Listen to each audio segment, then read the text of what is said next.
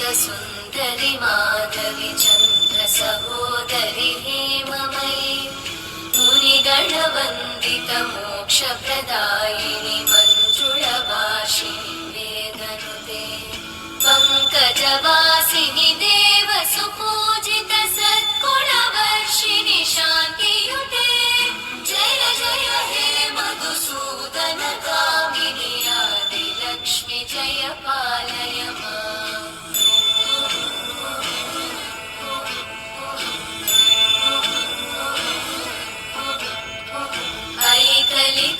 ऐकलिकल्मषनाशिनि कामिनि वैदिकरूपिणि वेदमये क्षीरसमुद्भव मङ्गलरूपिणि मन्त्रनिवासिनि मन्त्रनुते